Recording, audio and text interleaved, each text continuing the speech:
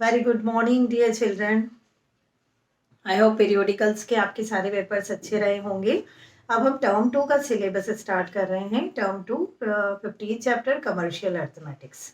अगर आप लोगों को जो सिलेबस प्रोवाइड किया गया था क्लास ग्रुप में टर्म 2 का, उसमें अगर 15 चैप्टर नहीं है तो आप प्लीज़ मेंशन कर लीजिए कि 15 चैप्टर का हाफ पार्ट हम लोग करेंगे, percentage and unitary method. So let's start. First, I'm explaining what is commercial. Meaning of commercial. आपके लिए commercial new word है, I think, है ना? तो commercial का मतलब होता है students selling and buying goods or services. मतलब कुछ चीज़ों को जब हम खरीदते हैं, बेचते हैं, है ना? Things, goods means things, and services. Services means हम ट्रेडिंग शॉप, कोई भी शॉप पर जाते हैं तो वहाँ पर जो भी पर्सन है वो आपको सर्विस दे रहा है ना, कि वो अच्छी चीज़ें कलेक्ट करके उसने उसकी शॉप पर रखी है, आपके अकॉर्डिंग, आपकी चॉइस के अकॉर्डिंग थिंग्स आपको मिल रही हैं। दैट इज़ उसकी वो क्या है, उसकी सर्विसेज है ना? तो वो प्रोवाइड कर रहा है, उसका वो कॉस्ट भी लेगा। वो सेल कर रहा है, आप बाय कर रहे हैं, एंड कॉस्ट जो उसका कुछ एडिशनल कॉस्ट भी वो आपको ऐड करके और बताएगा, है ना?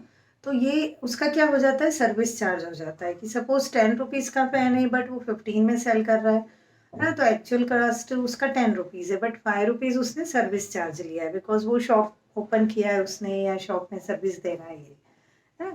तो selling, buying good things and services, these all are part of commercial ना। कमर्शियलाइज्ड, इधर कमर्शियल मीन्स एक बिजनेस कह सकते हैं, ट्रेडिंग कह सकते हैं, है ना। तो कमर्शियल अर्थमेटिक्स में यही पढ़ेंगे हम लोग कि how to find out cost of things, percentage of things, profit and loss, है ना। तो फर्स्ट स्टार्ट करते हैं तो यूनिटरी मेथड।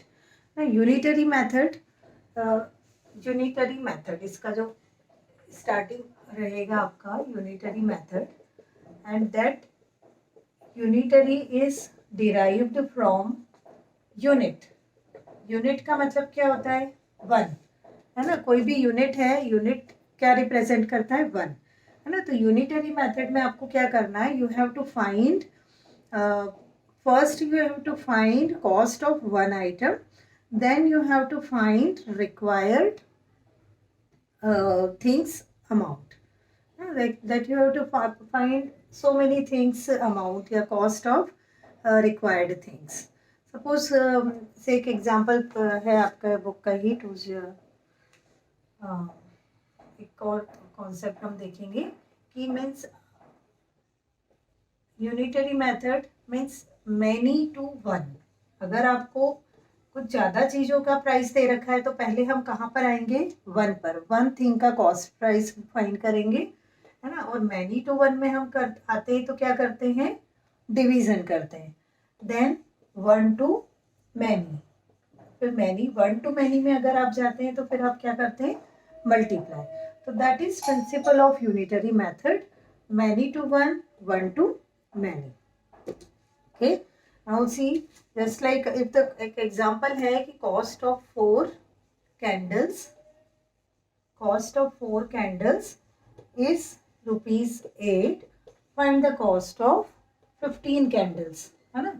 तो 4 candles cost is ₹8, cost of 4 candles 8, है ना। तो कॉस्ट ऑफ 1, अब हम क्या आएंगे, 4 से 1 पर, तो 1 कैंडल कॉस्ट हो आपका हो गया 8 डिवाइड बाय 4, मतलब इसमें से आपको ये डिवाइड करना है, 8 से 4 को डिवाइड करेंगे तो आपको 1 कैंडल कॉस्ट मिल गया है 2 रुपीज़, है ना, ₹2।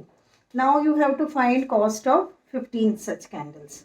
सो जस्ट 15, जैसे हम मल्टीप्लाई करते हैं कि 1 का कॉस्ट 2 रुपीज़ है तो 15 का कॉस्ट कितना हो गया, 15 multiply two 15 candles,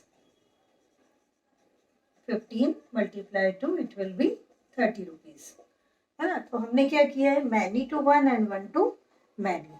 so students, I am providing solution आप लोगों को। ये बिल्कुल सिंपल सम है, मैनी टू वन मीन्स आपको डिवीजन करना है, पहले वन थिंग का कॉस्ट फाइंड कर लेना है, फिर वन से मैनी टू वन में आपको डिवाइड करके कॉस्ट फाइंड कर लेना है, वन टू मैनी में आपको फिर मल्टीप्लाई करना है ना।